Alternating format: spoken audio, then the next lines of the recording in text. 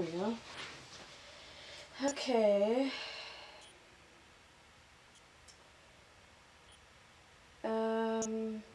All right, back to school. Did you ever miss a long stretch of school because of illness? Not me. No, I missed very little. I didn't have perfect attendance, but I missed very little school. But my junior high, Central Junior High, I went there, I guess, for a year and a half.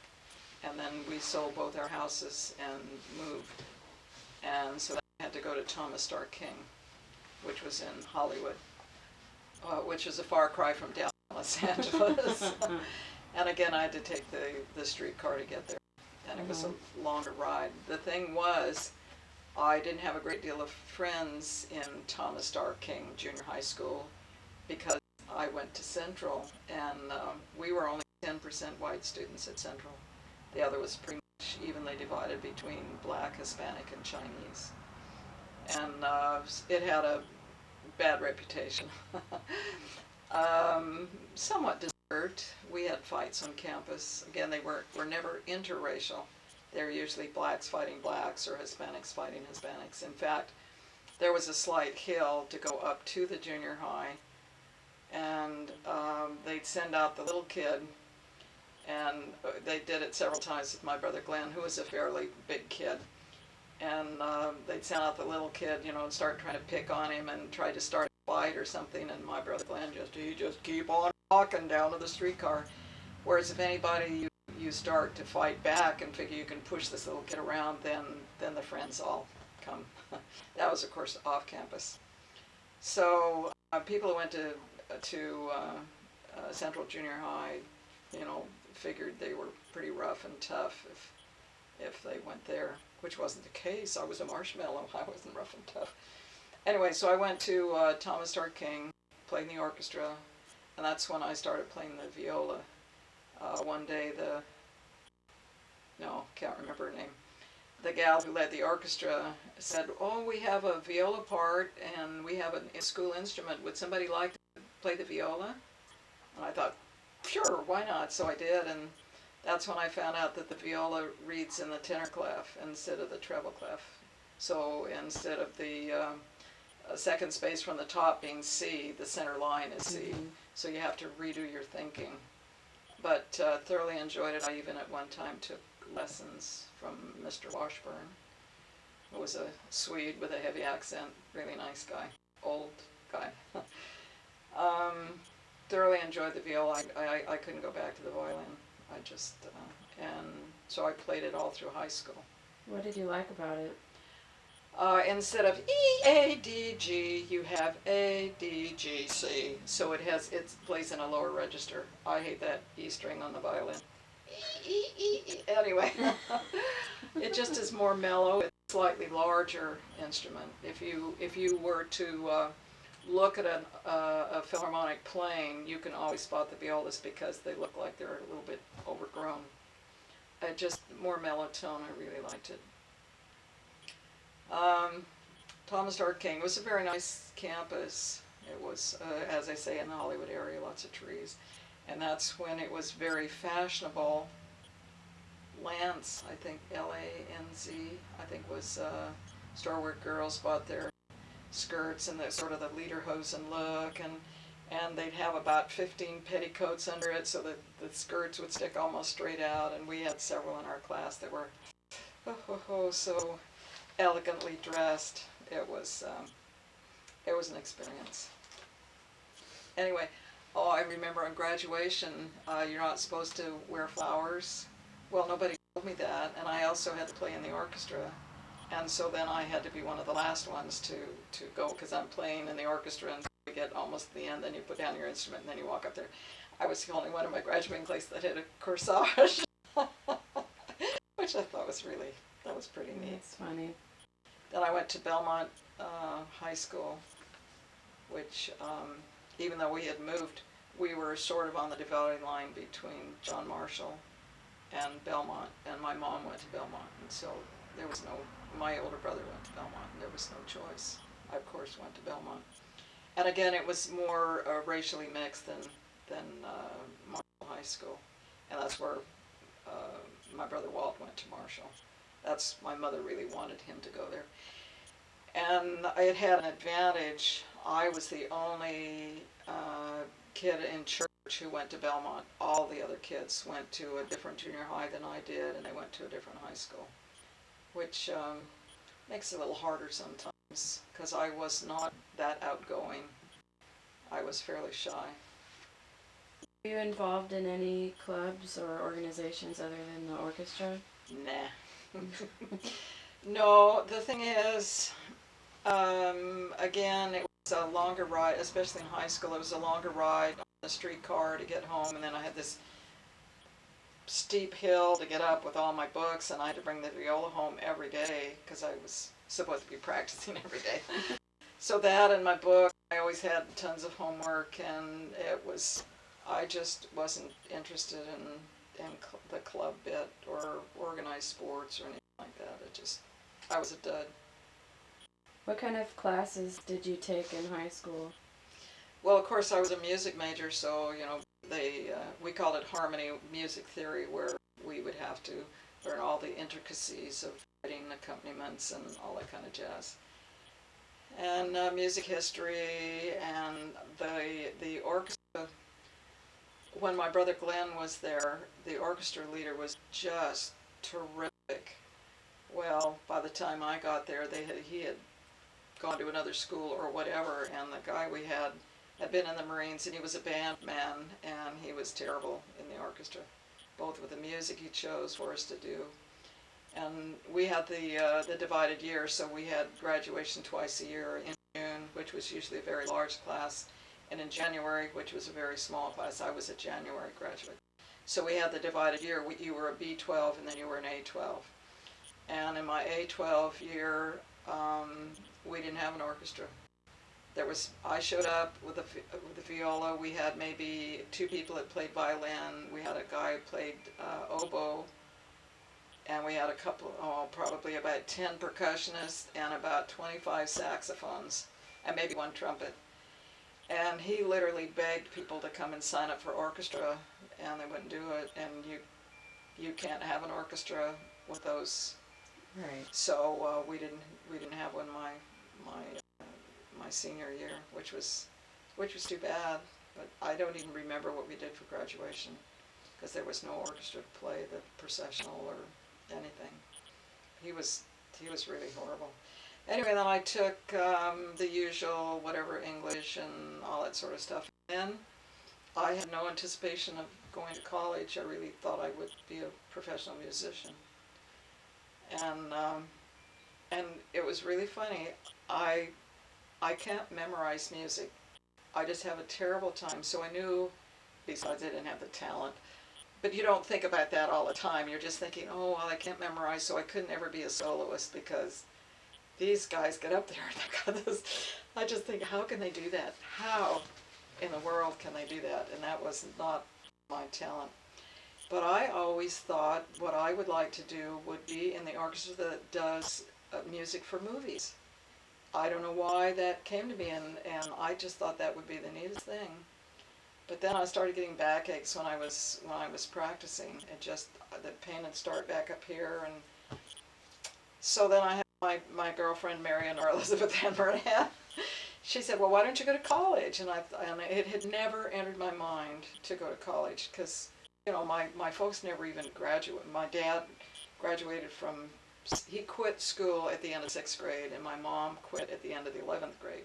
She had to go to work to help support her family, not her married family, but her her parents and her sister.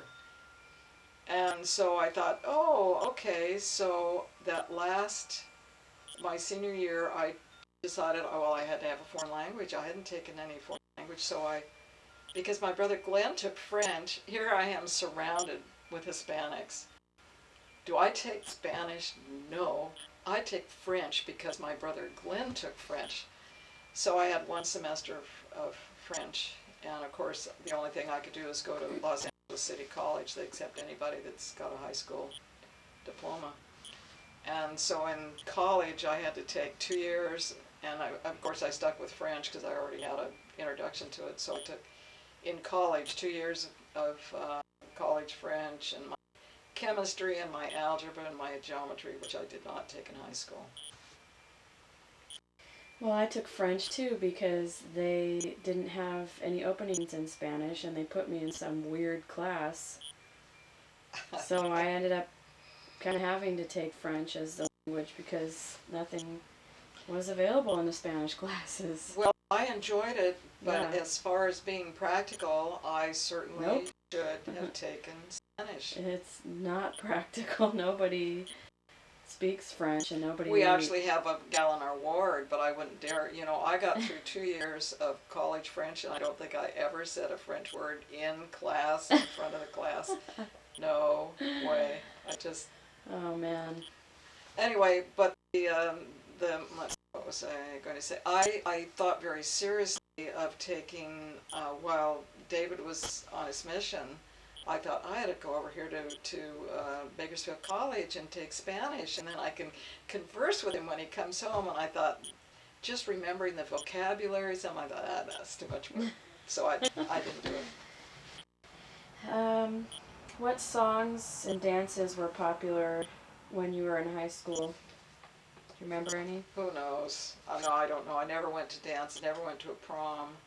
At home, I listened mainly to classical music. I mean, I knew some of the show tunes and things like that, but most of the popular music I was unaware of. But it was funny thinking about, we sang so much in school, in elementary school. I mean, Miss Bates was our music teacher, and she went from class to class, and we sang in class all the time. And I was just thinking about that the other day. We sang Old Black Joe, and Way Down Upon the Swanee River, and lots of Stephen Foster songs, Beautiful Dreamer. We used to sing all this kind of stuff. And now, sing Old Black Joe, you gotta be kidding. Yeah. Nobody sings that anymore. It's really funny. But we sang in elementary school all the time, which was great. In junior high, no, that was passe. But it was interesting, in junior high we would always celebrate Cinco de Mayo, because we had such a heavy Hispanic, and they have a big program with the dancing and this kind of thing, and the big piñata, and they break it and everybody's screaming trying to get this little piece of penny candy. It was not quite a riot, but it was interesting. Yeah. But that's songs and dances. No, I don't know. Do you remember any slang that you used as a teenager? Slang? Oh, golly, I can't remember now. It's really funny, my parents never swore. I never. In fact, my mom, the strongest oath I ever heard her say was, "Oh, hen's teeth." Whatever that's supposed to mean.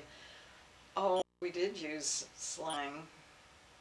No, it's passe now. I can't remember what it was. You jerk or whatever. Did you ever go on a date? Nope. Never. I was a non-dater. In fact, it's really funny. It seems, was it Susan? And she said she was talking to Laura, and they both decided they really liked boys better than girls. And I thought, did I ever speak to a boy the whole time I was in high school and junior high? I didn't have friends that were boys. Mm-hmm. All my friends were girls. And in the ward, it was the same thing. I mean, I didn't talk to the boys. It just... Do you remember ever going on a date? Yeah, when I was in college. What was that like? That counts. Well, there was this one guy when I was at LACC, and we met once and did homework during the day, and then he invited me to the movies one time. And so, for whatever reason, I'm trying to think, it seems like he didn't have a car. I don't remember him having a car, so he must have gone on the streetcar. Anyway, and I even remember it was a Betty Hutton movie that we went to see. Anyway, he had to leave before the movie was over, so we had to leave without seeing the end of the movie, which I thought was a little funny. And then, so he brings me home, and again, we lived up this steep hill, and you have to walk up the hill, because at the end way to get there, and so he tried to kiss me. And I about broke his arm in the door. And he never asked me again. Oh, how about that? And it was interesting because he was not born in the United States. I think he was probably born someplace in the Middle East. Because he talked about, riding camels, and you really get seasick riding. You get motion sick riding camels, and I thought that was interesting. And he would, on all his like spring break and this sort of thing, he would go to Las Vegas and play tennis and all this stuff. Anyway, I don't even remember what his name was. Were there any other memorable dates? Well, Dick was the only other one I ever dated. And it was interesting. I mean, I'd known him for years because he lived across the street from, we probably will get to that another time. Okay, we'll skip that. Well, you can talk about it now. It's fine. Okay. He was, when I was in junior high, which is where I was when we joined the church, he lived with his grandparents across the street from our ward building, which was in the middle of a little residential area. And so, I knew him from the time we joined the church, but not well or anything like that. And then as years went by, he was friends with both my brothers, and then he graduated, and then he moved up here. We had several jobs, and he eventually moved up here to Sacramento. And so we would come down and visit. And I remember him, I think we had a fireside at our house, and he had come, it was, the young adult age fireside. And so he came, and he was talking about, what I was going to do when I graduated from high school, and maybe I was in junior, it was in LAC then, and I was going to transfer after 2.5 years. Catching up on everything, I was going to transfer to UCLA. And he had graduated from UCLA, and so we were talking, and I needed to go to Lambda Delta Sigma, which was the church, what would be the institute now. And I said, oh, yeah, how to do that. And he was talking up the good points of UCLA. I remember that one conversation in our kitchen. Of course, I never did go to Lambda Delta Sigma. If somebody had taken me there, I would have gone, but I was still at the stage, there is no way I could do that, go there by myself. Anyway, he eventually, as I say, knew me for years, and he'd come down and visit and all this sort of stuff. And then he was living here in Sacramento when he wrote, I mean, we didn't call on the phone or anything, but he wrote me a letter and invited me to my stake's New Year's Eve dance. And so I wrote back. You just didn't call. You didn't pick up the phone and call. You wrote letters. So I wrote and said, yeah, and he'd asked that he would bring down a friend, and could I find a date for his friend? And so I did. It was my good friend Eileen. I can't even remember her last name now. Anyway, so we double dated to the dance, and then they took us to the New Year's, to the Rose Parade. I'd never been. Lived there in Southern California all my life. But see, we didn't have a car. We just never went. And so they took us to the Rose Parade. And then they brought us home, and Dick had 2 tickets for the Rose Bowl game because UCLA was playing. And so he and his Martin Rourke went to the Rose Bowl game. I never let him forget that. He took us home, and he took his friend to the Rose Bowl game. Anyway, that was our first date. Let's see. Okay, this is the last high school question. What was your proudest achievement in school? I thought it was really great. I was CSF, which of course is California Scholarship Federation. Is that what it is? CS? Yeah. Federation. And that was all on your grades. And I was number 1 as far as grades in my high school graduating class. There were only 137 of us, and there were a bunch of doofuses that had been at that school for many, many years, and I finally got them out in our class. Anyway, I really appreciated that because my grades were not perfect. I didn't have straight A's every semester or anything. Even in all my high school, I did get 1 C, which was too bad. I did the best I could, but it was my friend Mary and Nora Elizabeth Henry, my friend and Nora, and it was an English lit class, and it was a very small select class, and all the others were senior A's, and we were senior Bs. We were, we had another semester to go. And I really worked hard in the class, but it was above my ability, and I did get a C. But other than that, the fact that I got better grades overall than everybody else in my whole graduating class, I thought that was great. And they asked me to be valedictorian, and there's no way in the world I could have done that. And so I said no. So But all they you did would do ask me. is give a speech, or? Oh yes, you would have to give a speech at graduation, and I could not do that. So what happened? They asked somebody else, which was fine with me. I did have to, we did have one thing that was a CSF. See, we had a huge auditorium with a balcony even, and so we did lots of things, special programs, and we always had the young artist program every semester, where the best of the musicians, pianists, singers.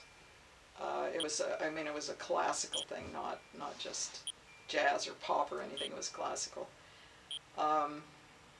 So we had really nice things, and we had a CSF assembly. I guess that's the word I was trying to think of. And I did have to give a speech, and it was about this long, because it just I probably looked like I was going to faint, and I probably was very close to it. But it would have been a great honor, and I probably older I could have done it. And when I was in high school, there is no way I could have done that. So I didn't. But I thought that was pretty good. And especially, I had one guy in our graduating class I really didn't like. His name was Joe Rice. I really didn't like him, and it was years later when I found out why I didn't like him. I didn't know at the time. I was too naive. But anyway, he was so put out that I was number one in the class. They handed us little slips of paper. I may still have it in my boxes of stuff. I don't know. But they just, hand us a little piece of paper, and it told your ranking in the class. And I looked at it and thought, wow, number one.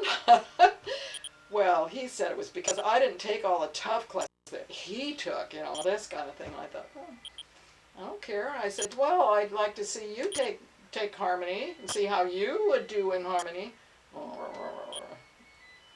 Anyway, that was good. Phones. I don't care. Going up. Okay. I think we've already covered some of these stories, like where your parents shopped, where you went shopping. After we joined the church, which meant I was in junior high, we would shop at Safeway, which was a bus ride away, because we would go clean the church on Saturday. We at one time, our family of 5 went down and cleaned the building on Saturdays. And then we would walk to Safeway, and then we'd catch the bus, and then have to carry all this stuff up the hill. But other than that, when we were growing up, it would just, there were just little Japanese-run mom-and-pop market that we would go to. Because there weren't a lot of supermarkets. And then the fish guy would come once a week. He had a funny horn. It was a little truck, ice and fresh fish. And then the Helms bakery truck would come along, and that's where you buy your bread and cake and cookies if you didn't make them yourselves, and pies occasionally. In fact, it was Helms Bakery that did my wedding cake.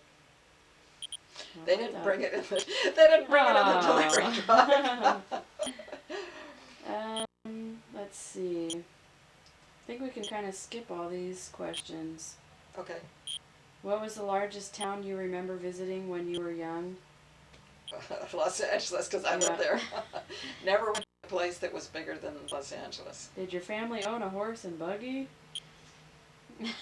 Well, actually, my grandparents, this was before I came along, they used to have a cow, and my mom and her sister would deliver milk to some of the neighbors. And I think we talked about your families and the cars and when you learned to drive. Probably. Okay. Are there any tall tales about your family? Or any stories that people used to tell about somebody in your family? Like the Horleys or something? Yeah.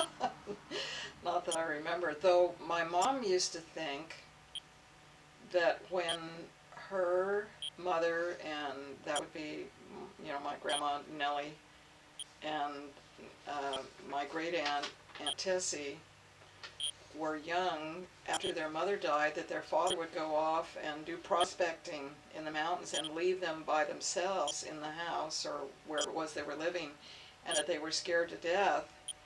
Well, in her mind, they were like elementary school age or junior high or something like that. But after we were able to look up some of that information, they were older than that. So, it made it, she always felt, because my mom was really, she's the one that when my dad would work a split shift and wouldn't get home until late, she'd take the baseball bat to bed with her. And she's the one I left a hammer, when she was living with us in Bakersfield, and I left a hammer out on the counter. I mean, Bernice, somebody could have broken in the house and killed us in our sleep. She really was nervous about a lot of different things and concerned about it. So her mind, here's her poor mother and her mother's sister cowering in the dark, scared to death. Well, they were a little older and it wasn't quite that bad. But no, I don't remember anything except the funny story about the family name, which my brother has later said was not true.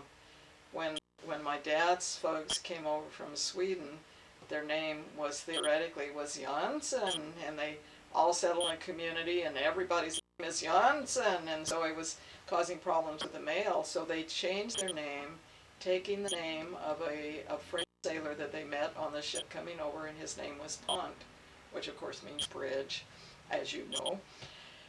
Anyway, and so then the family name became Pont. I love that story. I think it's so neat. Well, my brother said it's not right that they changed the family name to, or the family name was Punct, Punct. I thought, that's not a Swedish name. I'm not going to believe that story. So I have no idea what the family name is, and he was supposed to have done some family history stuff and sent it to me. I never got it, and then of course he died, and so I have no idea what the truth is. But I don't want it to be Punked. That's a dumb name.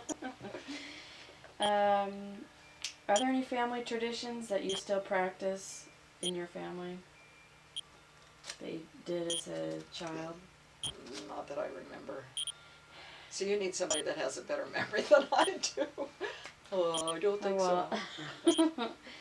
Do you remember any family members that were characters? Or what earned their reputation? Anybody? Well, we were pretty ordinary. Crazy Uncle Joe or...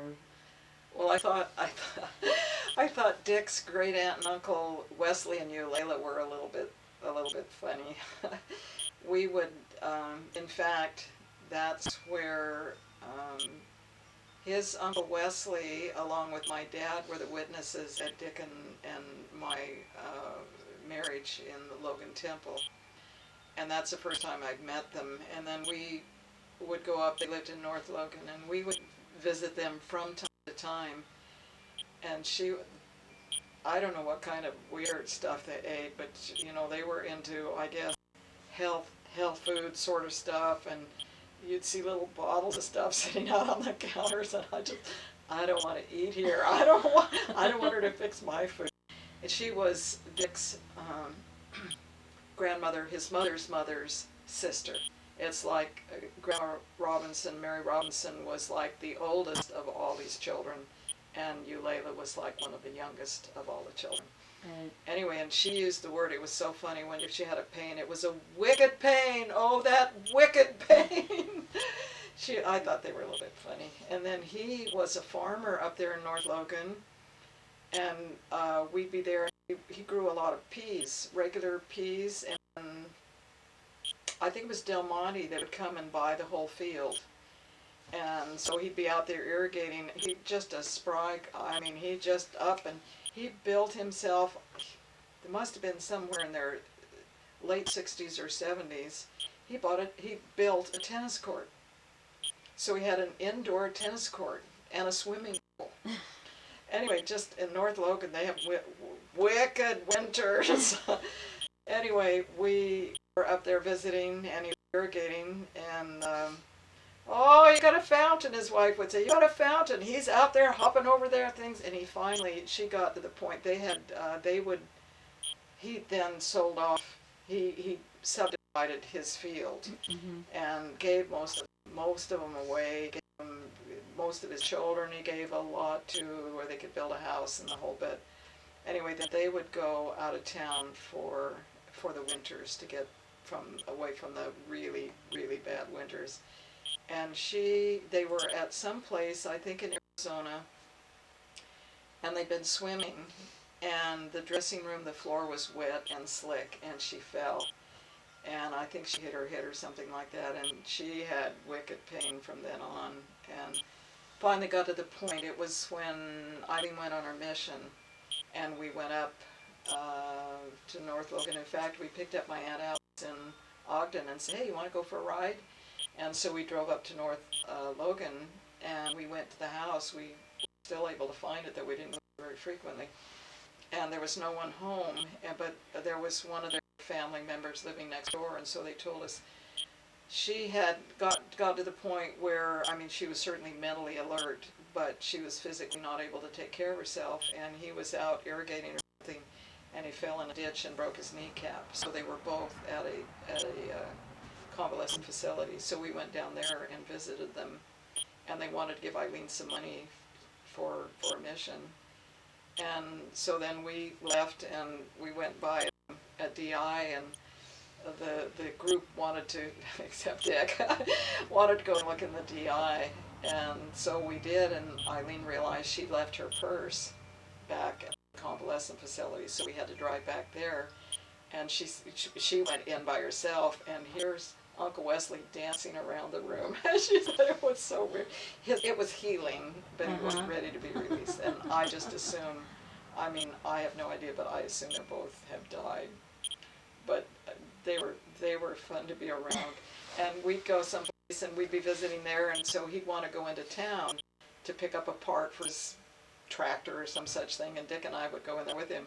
He drives right down the middle of the street. I mean, we're on the interstate, and he's driving right down the middle in between two lanes. We decided we wouldn't do that again. Yeah. We'd drive him into town, but we weren't going to have him drive us anyplace. Okay, they were characters I really liked him, though. In fact, we now are carrying on that name because we have a Wesley in the family, and that's who he's named after, is Uncle Wesley, which I thought was really nice. What personal traits or characteristics seem to run in the family? To a certain extent, the martyr complex, which we always felt my mom dealt with very well. I'm laying here, walk over me, it feels so good. Yeah, Dick always especially felt my mom had this martyr complex. She didn't ever want to say anything that would hurt anybody's feelings, and she didn't want to tell anybody this because that might be bad. And when my brother was on his mission, if she was sick, she would never tell him she was sick, and all this kind of stuff. And she didn't tell me she had a hysterectomy until after she had the hysterectomy, because she didn't want me to worry about it. And to a certain extent, I try to overcome that. I find I tend to do it from time to time.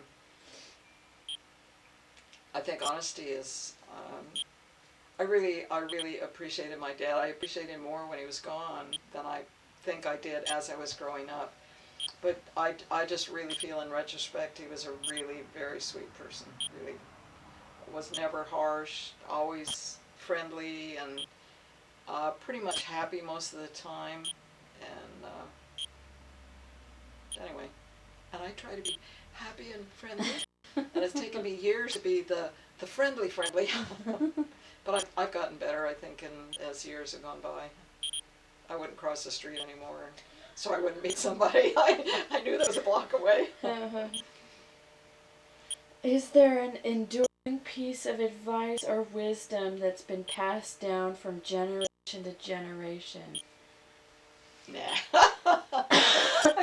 I do remember one thing. My grandmother, who never drove a car in her life, told me when I started driving that if an animal runs in the road, hit the animal, rather than try to swerve and maybe crash your car out. And I have passed that down to my children. Especially if we're talking about dogs and cats or rabbits or squirrels or something like that.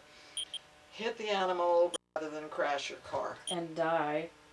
Exactly. Some people Or have die. serious injury because of it.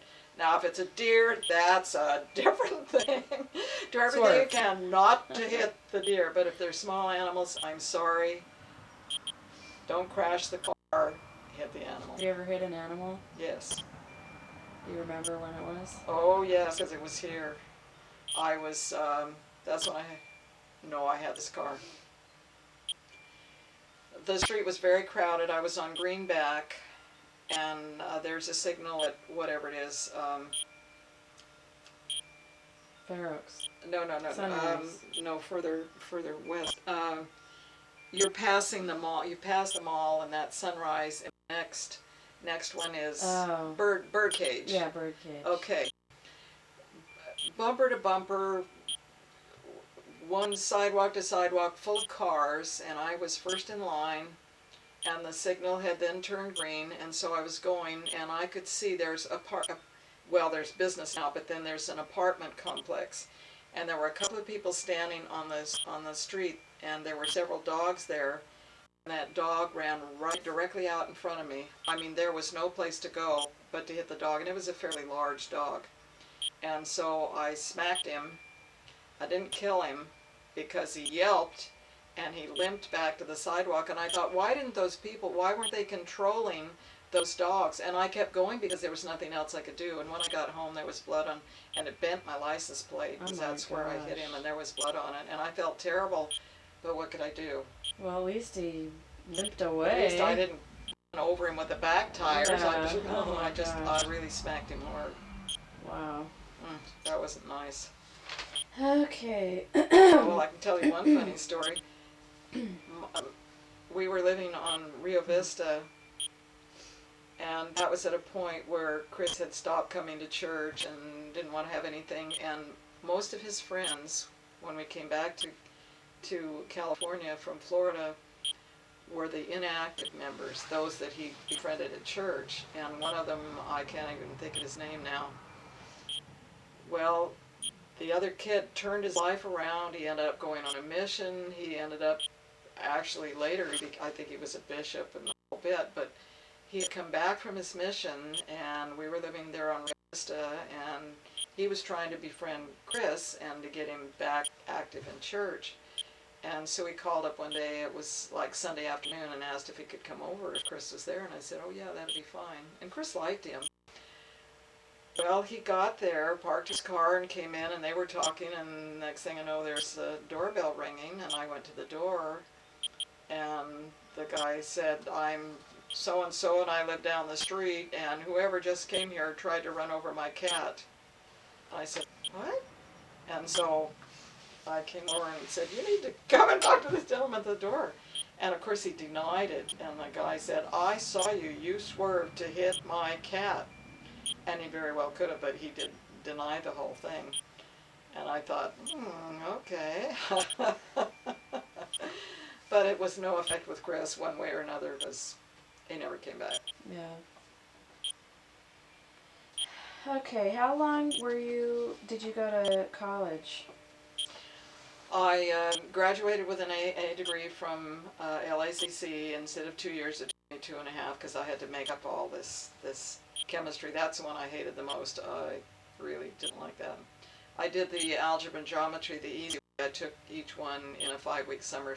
It was a year of college algebra. I took it in 5 weeks. Yeah, there you go. And the same the next summer I took the other, but it took me a while to take care of all my requirements. And then I transferred to UCLA, and I went there my junior year. And then that summer, my girlfriend Virginia Shayholm and her sister Shirley were going back up to their hometown of Kenora, Ontario, and invited me to go with them. And so we were gone probably close to a month. And of course it was her car, and we put all the gasoline on the credit card, and then when we came back we had to split it. And I forgotten how much it cost me. I don't know, somewhere between $50 and $100 for my share of the gas. And by that time, I was pretty heartily sick of school, and I decided I would work for a year and then make a decision as to what to do about my senior year. And I had such a stupid major. I mean, I loved it, but it wasn't fitting me for anything. It was a geography major with an anthropology minor. And like, what am I going to do with that? I don't know. In fact, my one counselor said, well, I guess you could work for National Geographic. I thought, yeah, right. That's not likely. Anyway, so I got a job, and then I got engaged, and I never went back and finished my senior year. So I went to college for 3.5 years. Okay. What was your first job? Well, of course, my first paying job was babysitting, 25 cents an hour. We won't revisit that. We already talked about that. I had a couple of part-time jobs. One was for Arrow Wire, which was a guy, I think I might have mentioned that. He made lampshade frames. Oh yeah, yeah, we did talk about that. So I did that, and then it was for the famous department store, and I worked in their print shop. And my first actual full-time job was when I came back from that vacation. I did something to offend my friend Virginia, and so she at that time was not speaking to me anymore. We lived in rather close contact for that whole time, and it was such a stupid thing. She was reading the paper, and I just went boom to the paper, and she took offense. Anyway. Wow. Yeah. Well, my problem was I really had never had much of any. Oh yeah, that was the vamp girl too. That was making the clarinet saxophone reeds. Yeah. Again, those were all just part-time jobs. So I didn't feel like I was qualified for anything. I mean, I didn't have any business skills. I didn't know what to do. I didn't know how to look for a job. So I went to my good friend at the ward who had worked for in an office type setting, and I said, I need to find a job, but I don't even know what to do. What do I do? And she said, well, you could always ask to work in the mail room. You know, that's like the lowest position. So I applied at Occidental Life Insurance Company, which had a big 8-10-story building in downtown Los Angeles. And I applied to work in the mailroom because I didn't know what else to do. So when they interviewed me, they said, why did you want to work in the mailroom? And I said, well, I don't feel like I have any skills. And said, you have 3.5 years of college. We're not going to start you in the mailroom. We'll start you here, you know. And, oh, okay. So they asked me to promise that I'd work there a year because there was a tremendous amount of turnover. Mm-hmm. In fact, they had an efficiency expert come and sit with a lot of us there, and he asked me why I thought there was such a huge turnover. It's because the age of the people you're hiring these young gals just out of high school or maybe with a little bit of college, and they get married and quit. So anyway, I did promise them that I'd work for a year, and I almost worked there for a year. Almost. But worked in what's called a policy change department, where an insurance agent, sometimes going through, what's the next step up from an agent? The guy who's in charge of the agents. Manager? No, that's not what I want, but I can't think of it right now. Anyway, they would, somebody wants to change, like they have term insurance and they want to change a different kind of a policy, whole life or something. Then they would fill out all the stuff and they would send it to us, and we would do what needed to be done.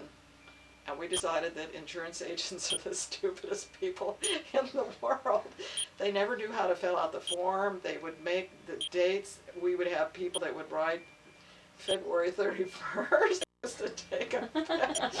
Just really stupid things. Mm-hmm. Anyway. So then we would do what was necessary, and occasionally we would have this, you know, great big huge file on this person and so on and so forth. And occasionally we would get a celebrities file in there, and so that would go around. Everybody would have to read that. That was always really quite interesting. And we always thought it was funny the people they would not insure. Flagpole sitters, crop dusters, We had a list of about probably 5 occupations that we would not write insurance for. It was a fun experience. I began to realize that just because I didn't have what I considered business skills, I really could do things. And I think it was a shot in the arm because they promoted me and they wanted me to be in charge of these other gals, which I didn't want to do. I just want to stay where I am. Yeah. But it was good for me. It was good for me, and that is the first time I really seriously dieted because I wasn't cooking for the family anymore because I did a lot of the cooking for 5 adults, and you eat and anyway that.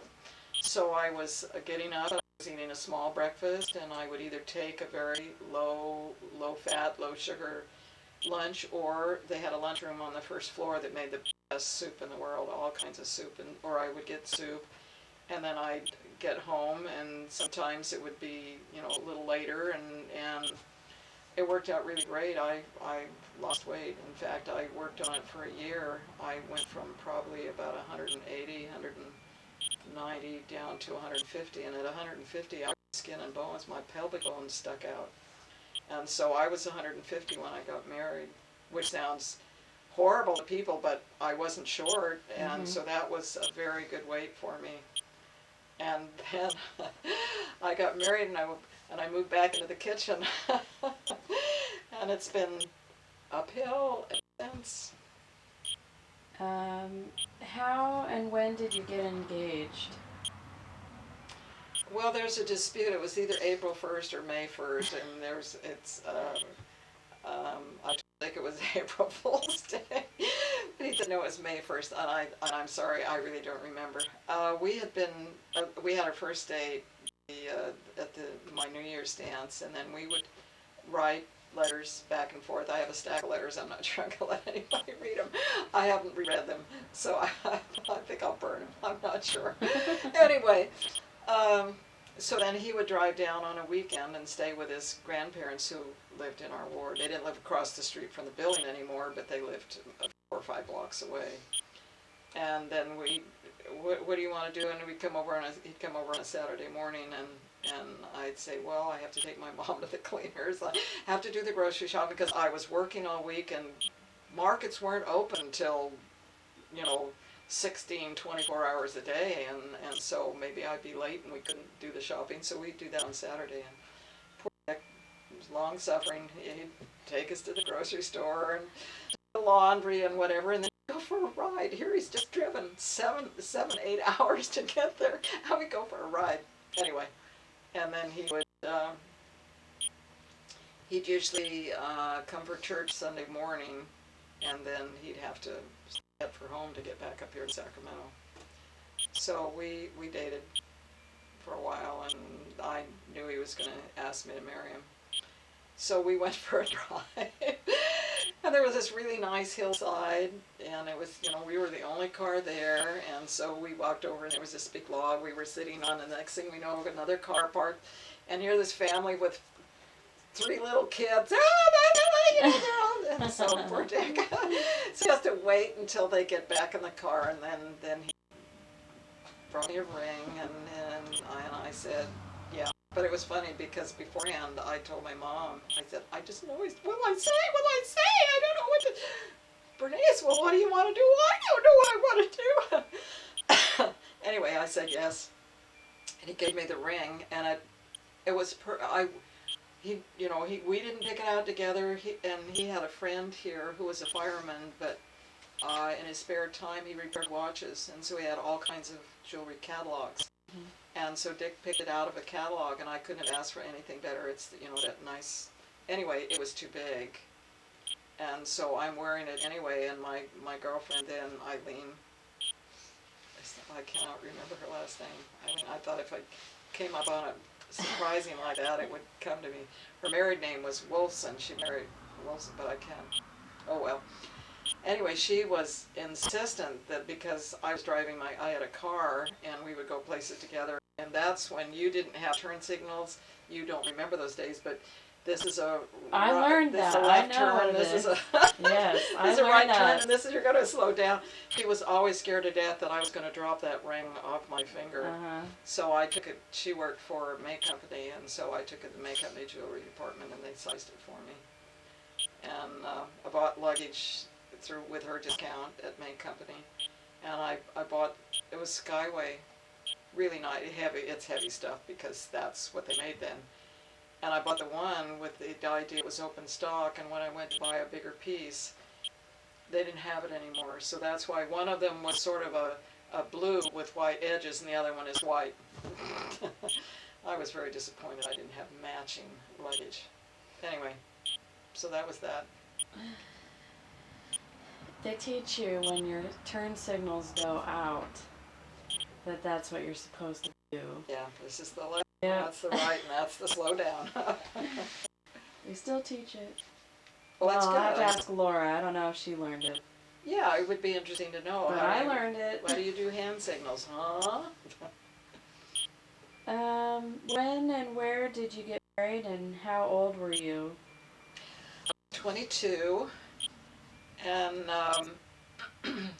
it was interesting because our lesson, Sunday in Relief Society was, no, in Sunday school was on temple marriage, and the guy who teaches the class called me up Sunday morning and asked me if I would give a little, a short little talk in his class on temple marriage and my temple marriage and what I learned from it and like that. And I said, I don't really think you want me to do that, and I don't want to do it. I said, no, I'm not going to do it. He said, well, can you think of anybody else? I said, yes, your wife. Oh, I didn't think of her. Anyway, so then he said, well, somebody else. I said, well, the problem is my friends weren't married in the temple, per se. I mean, Diane, they were married by proxy while she was still in Japan and he was in the United States. And then he went to the temple later. My friend Betty, her husband, died, and so, and she joined the church much later, and the Narkers, and so he thought of somebody else, but he did eventually ask his wife. Okay, they asked the question there, I mean, what, as you were growing up, how was temple marriage stressed? Well, it really wasn't particularly, but we felt that was what we should do. Well, the problem was there was no closed temple. Right. So it would be either because Dick lived in Sacramento and I lived in Los Angeles, so of course Mesa wasn't too far away, and then there's Salt Lake, which is, hours and hours and hours away. And then both his, and my parents, we were sealed to my parents in the Logan Temple. And so both of his grandparents were married in the Logan Temple, so we chose the Logan Temple. So he drove down from Sacramento, and we packed my wedding dress and my parents and I, and we headed off to Logan, Utah, and we got as far as Nephi. He must have come down a day earlier, so we must have gone on Friday because we got to Nephi, Utah, and everybody was tired, and so we spent the night there. My mom and I sharing a bed in one motel room, and my future husband and my father sharing a bed in a different room. I can't imagine that, but that's the way it was. Anyway, and then we started on, and I really was feeling horrible, and we got, I think, as far as Provo for breakfast. And so we stopped in a restaurant, and I ordered a fairly substantial breakfast, and then I excused myself. I spent the whole time in the ladies' room just feeling horrible. I had horrible, well, I guess we don't need to go into that. Anyway, it was, and so then all three of my parents and Dick rode in the front seat while I laid down in the back seat all the way to Salt Lake. Poor Dick. Anyway, when we went for blood to my doctor insured him. He was getting this really healthy girl. Anyway, so I didn't have any garments or whatever, and I didn't have any shoes because there was no place to buy them, so we had to get garments. I'll have to say I was totally unprepared for the temple. Totally unprepared. Nobody told me anything. I mean, I knew what garments looked like because I did the laundry enough, so I hung them out on the line. But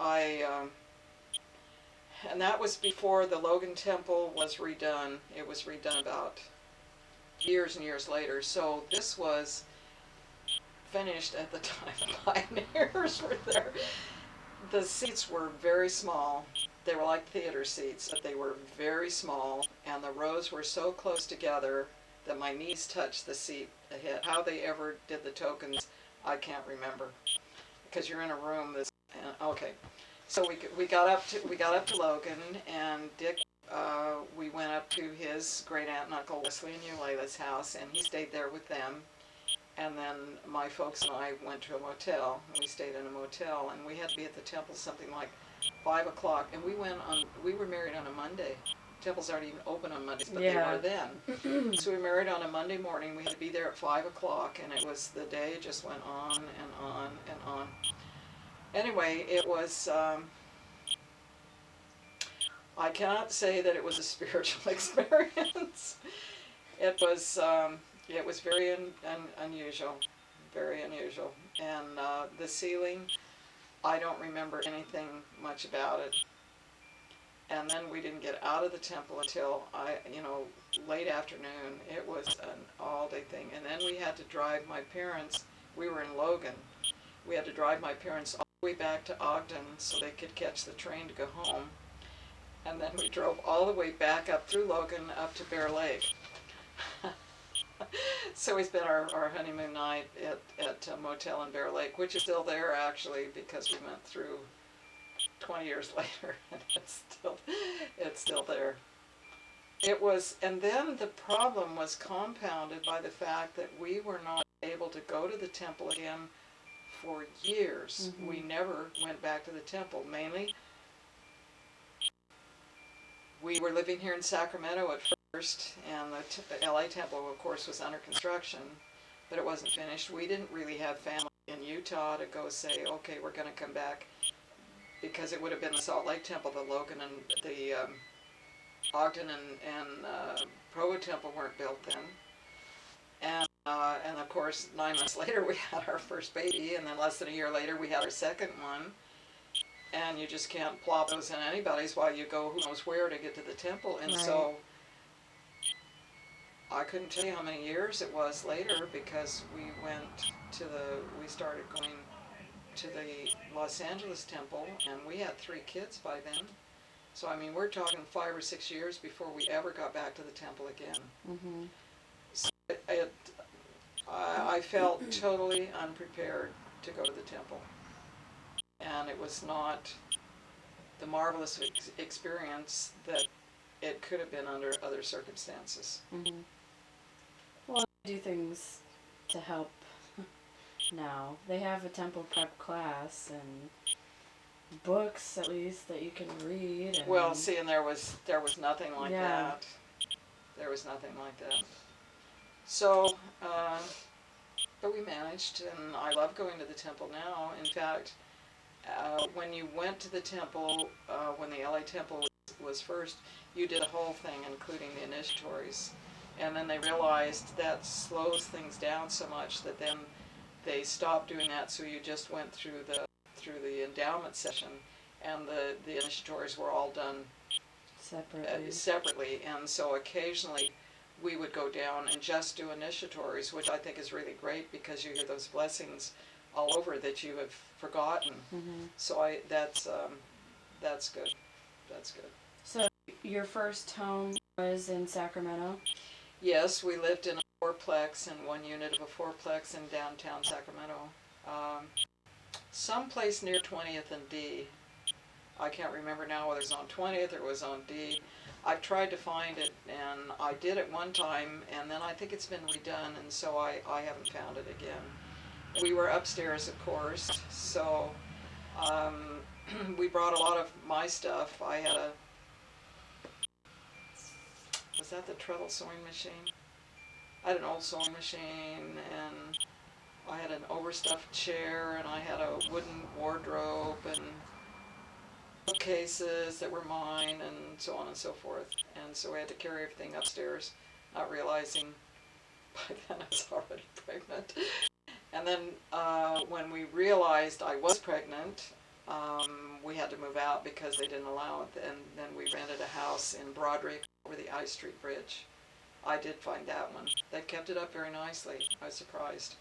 Anyway, we rented there until Dick was working for the state for the Board of Equalization, and he had to do all his traveling. And it was fine when we were first married because we packed food in one big suitcase and we packed our clothes in the other, and then we would get a motel where I'd fix meals, and went to Oakland for a week and went to Pittsburgh for a week. Never even heard of Pittsburgh, California that is. And there were a lot, but after after I was in the family way, it wasn't quite as simple to do that, so we decided to change to a different department where he wouldn't have to do all that traveling.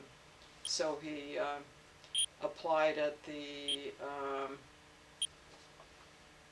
Public Utilities Commission, and they had their major office in San Francisco and a smaller office in LA. And we couldn't decide. Oh, we have family in LA. You know, my parents were there, his grandparents were still there, and his brother and his family was still there. So we debated and debated and prayed and blah, blah, blah, blah, and then they sent a letter and said report to San Francisco. I thought, oh, okay. Okay. So then we moved to Marin County, and we lived in a rented place there for a while, and then we bought our first house in Marin County. I meant to ask you about your wedding. Did you have any kind of reception or? Okay, what we did is, and we planned it this way, your mother and dad didn't plan it this way, but that's the way they did it, is we had the wedding, and then since we were already in Utah, we got my parents down to Ogden, and then we started, and for a week we traveled. We went to Yellowstone, and we camped, sort of camped one night in a little cabin there. I think that was the second night. And we had stopped in Ogden, and my brother Glenn had married a girl whose name was, the last name was Nielsen, spelled the same way ours is, which was coincidental. Anyway, we stopped there, and her parents gave us a sheet set, and Glenn and Barbara gave us a blanket. So, and Dick had a small, used up sleeping bag. So when we were in this cabin, you had to bring your own bedding. So we had sheets and a thin blanket and a thin sleeping bag. And it was mid-September by then, and I'll tell you, it was cold. And they sell you the little Presto logs that you can't get started. So we just about froze, but it was good. We had as much blanket as we did. So we traveled around there, and we came through Pocatello. That's when you had to get separate temple recommends for each temple. One didn't cover all of them, so we also got a temple recommend for Idaho Falls Temple because we knew we'd be there. And by the time we got to Idaho Falls, we looked at it and said, that's okay. We were just exhausted, and we went through Pocatello, and he has an aunt and uncle that lives there, and we called them up, and they didn't want to see us. So we kept right on trucking. So we came back to Los Angeles, and then I had a friend in the ward who had it's down at La Jolla. There was a private beach there, which I think is the same place they're trying to make into a state park now. But what it was there were about 10 trailers there, and they owned a trailer there, and so we camped for the second week at La Jolla. That was really great.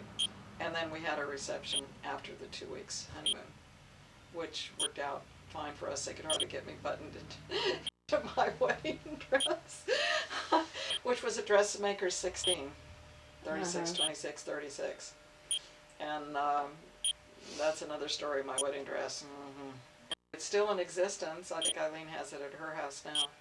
Leslie wore it one time at when you guys were in Carmichael, and they had a special young women's program where people wore different wedding dresses, and I couldn't believe that she got into it very nicely. It's a beautiful dress. My good friend Johanna van der Waal, who married a returned missionary, Reed, his first name was Reed.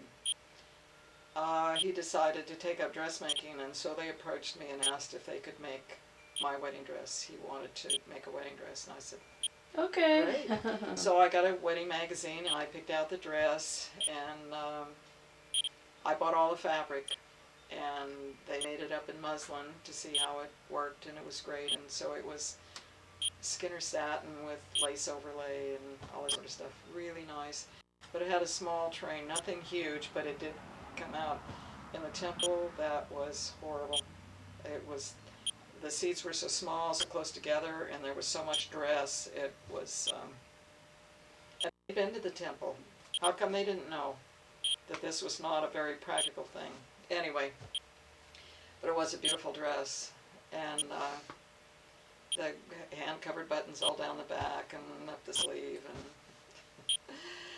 and then we came back here to Sacramento, and then they sent Dick down to LA for a 3-week field trip. So we went back down to LA, and they presented me a bill for $100 for making the dress. I bought all the fabric, and I don't have any money, so we paid them off $25 a month for 4 months to pay it off. I just thought, you know, I learned a great lesson from it. If you're dealing with somebody in service or whatever, talk about the money. Right.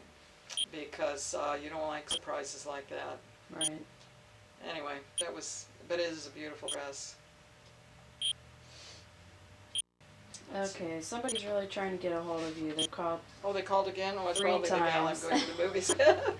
All right, it's So we 11:30. probably It's stop 11:30. now. We'll have to call it quits for now. Oh, we're just forging right along. Yeah, I only have 1 page left. Woo! Well, then we get to this unscripted. Yeah. Are you going to turn it off? Oh. Finished, except for the elastic. So I said, would you like to sew me some more skirts? Okay, today is September 29th, 2005. And so you want to go ahead and start talking about your first home, where you lived right when you got married, and Okay. When Dick lived here and I lived in Los Angeles, and so we moved up here, and we moved on the 2nd floor of a little fourplex in downtown Sacramento. And we lived there, and of course I got pregnant right away, and no children were allowed, so then we... Oh yeah, you did. Oh, I did You say did that. talk about that. Okay. Then we lived in Broderick, across the I Street Bridge. And that's where we were living when Chris was born. He was born at Sutter Maternity Hospital in downtown Sacramento. And the day that Dick came and got us and brought us home from the hospital, they were repaving our street. And I was, oh, we're going to get home. We only lived about 3 houses down from the corner, and so we had a little VW bug, so he just drove on the sidewalk and drove into our house. Anyway, and his sister, Pat, who was probably a mid to young teenager, came to help, and she got so homesick. Dick took her to the movies and the whole bit. I shouldn't say that, but anyway, she got homesick. We had to send her home back to Orville. And I think I can't even remember who came. Anyway, then when he changed jobs because he was doing so much traveling and I couldn't travel with him anymore, he applied to he was working for the State Board of Equalization, and then he changed to the Public Utilities Commission. And they had offices in San Francisco and in Los Angeles. Am I speaking loudly enough? Okay. Anyway, we debated because we had family in LA and the whole bit. Should we apply to go to San Francisco or go to LA? And they finally just sent us a letter and said report to San Francisco. We said, oh, okay. So we rented a house which was sort of a duplex. It had been a family home, and then they had divided it up, and we had half. And then after a while, we realized we needed to have a house, and we started looking in Marin County. And we found this house. It was built on salt marsh, filled land on a salt marsh, and it was Tamalpais Valley. and it had a creek running through it. And so when we had high tide in Richardson Bay, we would in the creek, and you'd have a storm, and then you had water in the streets and the whole bit. So the house had been empty for months and months. It was a GI resale, and of course Dick was not GI, so they didn't want to sell it to us. And they had had a major flood at the time of a high tide the year before, but we were told the house never had water in it. But some of the houses in that little housing tract did have water in them, but this one didn't. And so the realtor finally told him, "We have a live person here, would you please sell him the house?" So we sold our VW to make the down payment on the house and bought a clunker from the state auction. It was a nice little house. It was about 900 square feet, 3 bedrooms, which meant the bedrooms were very small, very small. And asphalt black tile on the floors, which was horrible. But it did have one nice feature in, you came in and then there was a hallway and the 3 bedrooms down the hallway. Then they had storage closets in that part along the other side of the hallway. And then you came in and there was sort of a minor living room with a fireplace, and then you turned the corner and it was a dining area, and they had floor-to-ceiling glass panels, probably about this wide, 4 or 5 of them. So you had a lot of light in there. And then there was a door, and then there was a pass-through, and then there was a very small kitchen with the washing machine. Nothing, no electricity or water or anything into the little teeny single-car garage. But it was great. We had, because this hallway had closets here and then it was narrow, some of the furniture, ours was the first bedroom, you couldn't get it down the hall and turn the corner to get it into the bedroom. So Dick, being the engineer that he was, he had a scale floor plan and the sizes of each of the pieces of furniture, and so we arranged them on the paper to know what we could or could not get into that bedroom. And some of them we had to do, they had not these kind of windows, but the raise-up windows. We brought the furniture through the window to get it in. And the middle bedroom was extremely small. Let's see. I guess Susan was born while we were in that house. Chris had already been born. So Susan was born, and then Carolyn was born, and so Susan and Chris had the other end bedroom, and the middle bedroom was the nursery. And the interesting story about that is to say how small it was. It didn't have a closet. They had taken the door off and there was just a shelf there. Well, we had a spare box springs and we had no place to put it. So we leaned it up against the wall, and then we had the dresser shoved in front of it. And then there was, here's the room, and here's the crib, and here's the mattress and the dresser. So we used the dresser as a changing table. I had a friend come over and was giving me a home perm, and we were out in the kitchen, and Susan was, I don't remember how old, 4 maybe, something like that. Yeah, she wasn't in school yet. So on the top of the box springs, we used a lot of Vaseline with baby changing then. So it was up there, and I don't know what they were called. It's a picture frame, and the picture in is about this much, and then it has wrought iron around it, and then they come out so that it looks more three-dimensional, the frame. Uh-huh. Anyway, she pulled out the dresser drawers and climbed up there and opened the Vaseline and smeared it all over the picture, and she got it all over herself. And so when she started to climb back down, she slipped, and her leg was in the bottom drawer, and she tipped the dresser over. Only the room was so small, the dresser hit the crib before it ever landed down, so she wasn't hurt, but she did a lot of screaming. I bet. And I did a little screaming after I saw the mess she'd made. But anyway, that was interesting, and it was good. It was a small bedroom. And the other adventure, for whatever reason, that end bedroom the 2 kids were in did not have a window that faced the front, but they had a window that faced the side. And the drapes were in there, and you know how some drapes, they have the little metal rounds in the bottom to weight the drapes down? Well, they loved to take them and throw them against the window because it made a nice clunking sound when those things, until they broke the window. It was a real adventure. Anyway, we thought we'd be really smart, and so we planted a lawn in the backyard, not realizing we were on a salt marsh. And so eventually we had this beautiful green lawn with just some planting along the edges, because our neighbor had thrown all their, they trimmed their fuchsias and everything, and they would just, because the house was empty, they just threw them over. Well, they grew, which I thought was very nice. So we had fuchsias along there.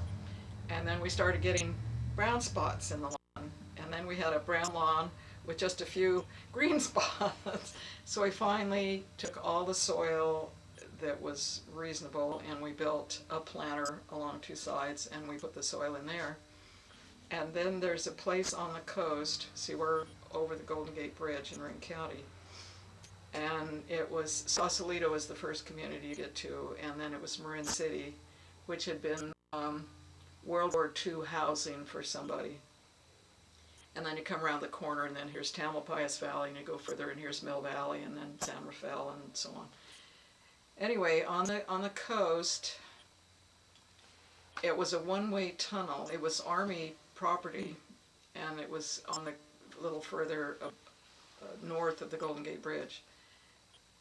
It was called Fort Cronkite, and there was a nice little bay there with all this really nice sized pea gravel. And then there was a little jutting point out, and artists would come there and paint. And then, as they say, it was a one-way tunnel that you had to go, so you couldn't go unless the light was green, and then you'd go all the way through the tunnel. And so what we did is we put a sheet in the back of our station wagon, and then we put boxes all around it and a couple of buckets. So we went over there about 3 times and hauled free gravel, and then we spread it all over our backyard. Well, there was a stone. See, this was all, smooth gravel because the constant ocean waves. And there was one particular stone that is a semi-precious stone called a carnelian. They're an orangish color. And there was some of that in there. So I'd hang my laundry out, and then I spent about an hour going through all this yard, and I have a little bottle about this high, and a glass bottle about this big around with my little carnelians. Not that I mean, they were so small, but it was just the adventure.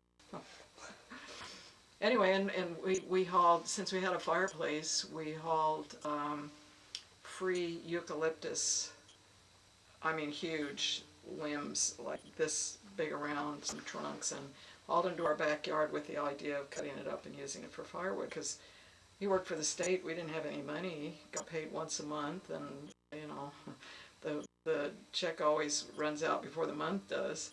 Anyway, so we were to saw this up and use it. Well, I don't know if you're very familiar with eucalyptus, but it's an extremely hard wood, and after it is dried, and all we had was a carpenter saw. And when the kids would be asleep, I'm out there with a carpenter saw. Oh, I must have spent hours and hours and hours trying to cut that eucalyptus. Poor people have poor ways, I guess. But we lived there 5 years. And Dick worked for the state. He worked on rate cases for telephone companies and all that kind of stuff. And so a year after he had worked on a rate case for Western California Telephone Company, which had headquarters in Los Gatos, they approached him and asked if he'd like to come and work for them. And so we decided that would be a good move. So we sold our house. I think we paid about something like $13,000 for that house. And it wasn't a huge lot, but it wasn't too bad. And that was okay. We were married in 54, 55, 56. Had to be after 59 because Carolyn was born that we moved down to Los Gatos. Maybe we moved there in 60 or 61, whatever. Anyway, after 5 years, I'm sure there was some appreciation of the house, but not very much. Years later, a friend of mine who lived there sent me a clipping of a house that was for sale on that street that was selling for 6 figures. And we just, 900 square foot house selling for $200,000 or $300,000. And now, I'll bet you they're even more than that, because anything in Marin County now is just out of sight. Mm-hmm. And some of the people, while we were living there, had remodeled, and they put a second floor on and this kind of stuff. And whether they ever did that to that house, I don't know.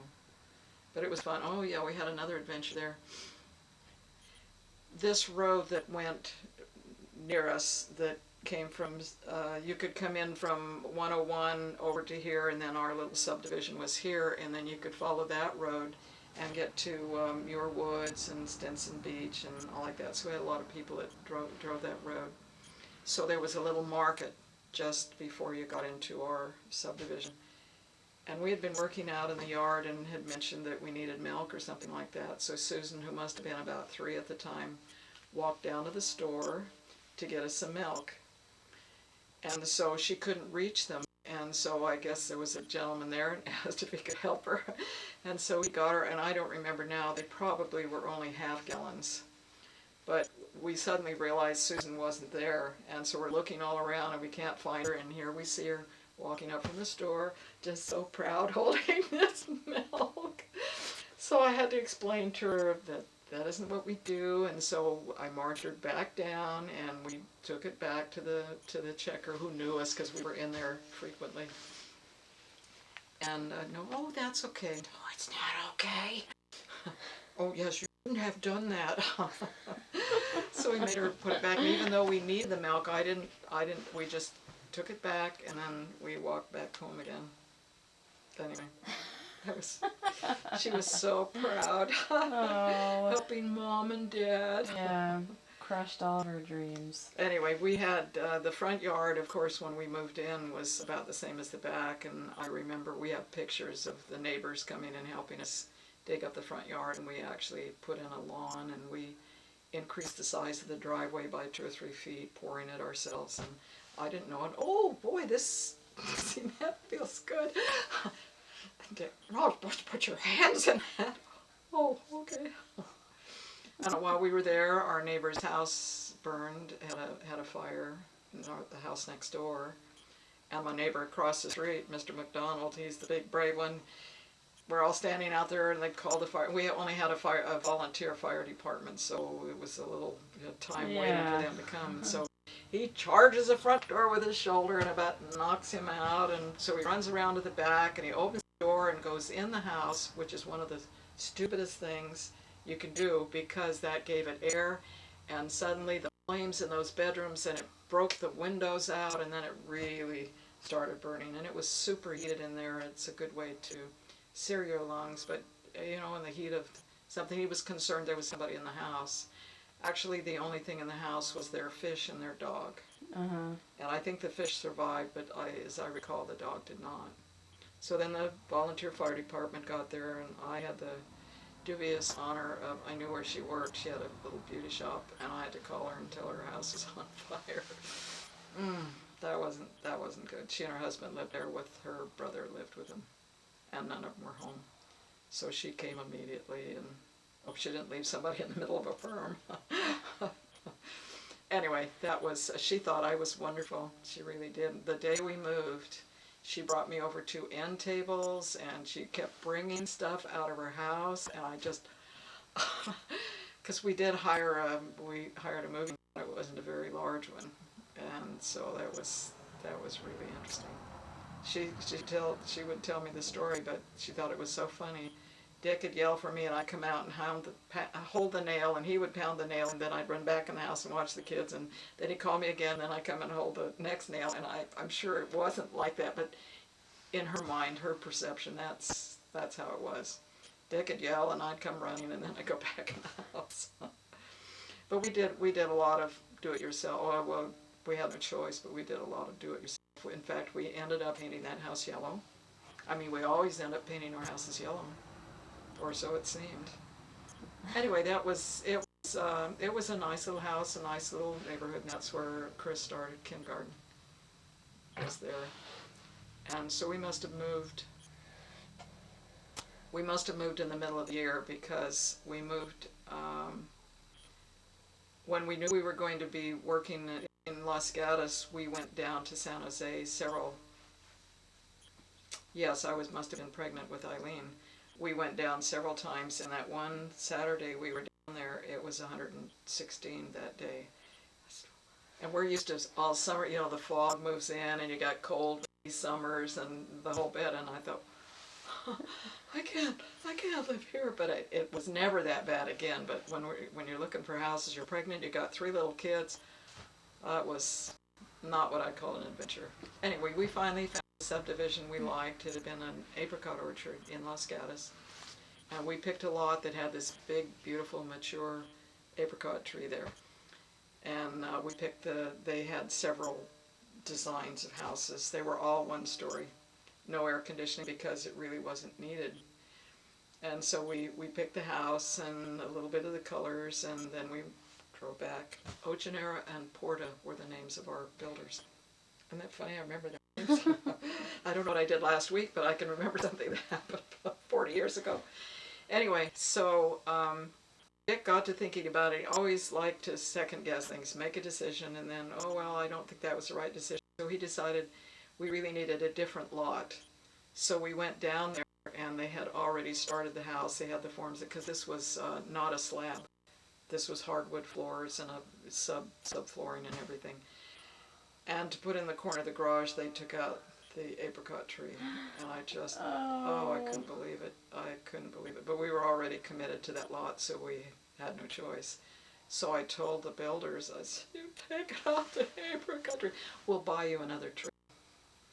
Yes, yeah, but it wasn't a mature still. apricot. In fact, it wasn't even a fruit tree, so they bought us a carob tree for the front lawn. Wow. But it was a nice house. It was 4 bedrooms, double garage,